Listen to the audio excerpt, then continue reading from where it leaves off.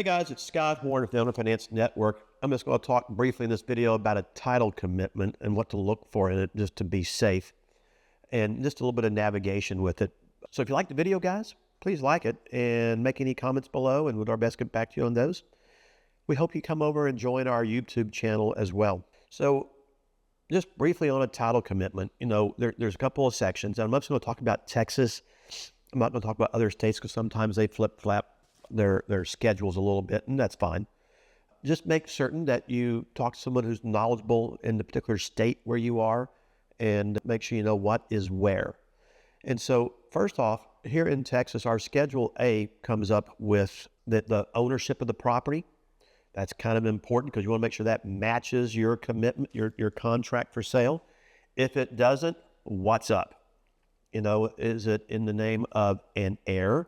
Is it in the name of several heirs or the original seller? If it doesn't match, put the brakes on for a minute, get some answers before you move forward doing anything else. Also on Schedule A is the legal description of the property.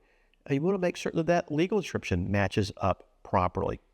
Now, if it's in a subdivision where you have a lot and a block, it's going to go lot 1, block 2, ABC, addition or subdivision, whatever it might be. Make sure that matches your contract so you have the right property. Pretty easy. And so that's really all you're going to find on Schedule A, but it's important to look at it and marry up those two items from actual ownership as well as the legal description. Next is Schedule B, and that is where exceptions get put on. So what are these? Most of the time, what you will run into, especially on a residential property, are simple exceptions. Maybe there was an oil and gas lease for that property signed back 100 years ago for the ground. Got it. Maybe someone signed a lease recently on it in some format to some O&G company. We see a lot of that here in certain parts of Texas, for instance.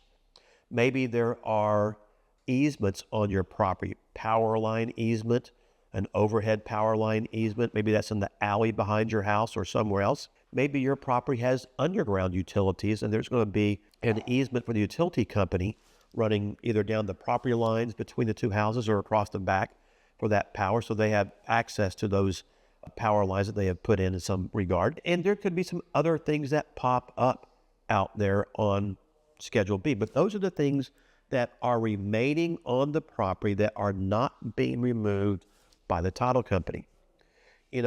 If you see a mortgage on Schedule B, most likely it's going to be a subject to transaction. That means there is a mortgage out there that is ahead of you that you are responsible for.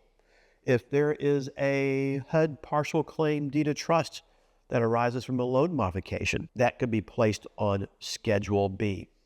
If there are judgment liens or IRS liens or whatever kind of a lien it might be that affects the property that you are not paying off at closing, that is going to be put on Schedule B. So you want to take a moment and make sure you understand what is on there right now, the commitment when you look at it, and make sure there's nothing, abrasive to how you're buying that property or that you're not missing something. Keep in mind, guys, sellers don't always know what's going on. They forget things. They themselves don't know what's out there. Take a moment and read it.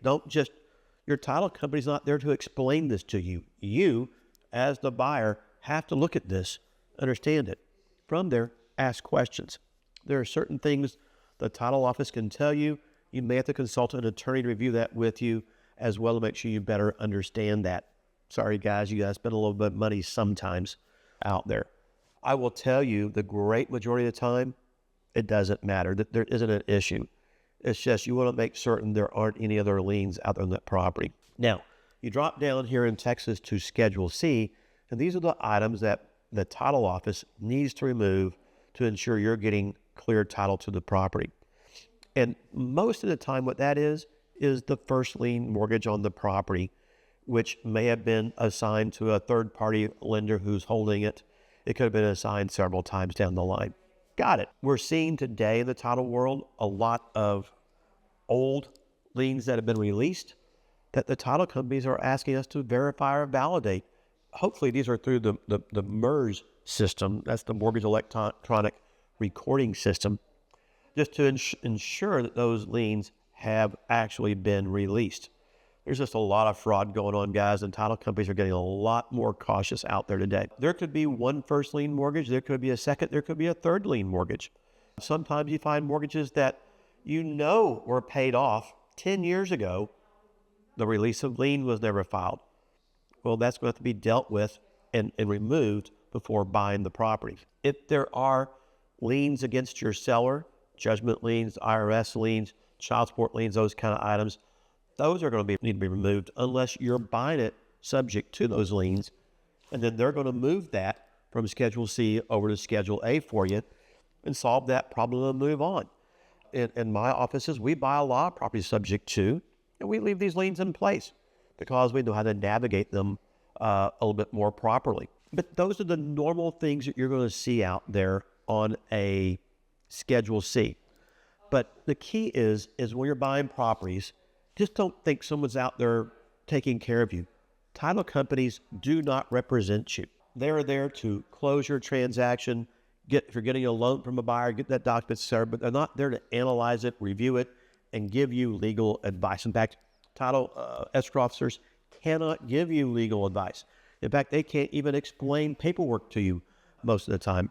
So every once in a while, you might need that attorney, or you need to get well versed in how to read that commitment. But slow down a moment, take time, just look at this, make sure things that match up, realize what's out there before you buy your property. And if everything looks copacetic, move forward. If you have issues, ask questions. If you need help from an attorney, go seek it before you buy it. Don't step in the middle of something that could create problems for you downstream. So guys, hope you found this video helpful. If you did, please like it. Take a minute to comment below if you'd like, and come over and join us on our YouTube channel. See you guys next time.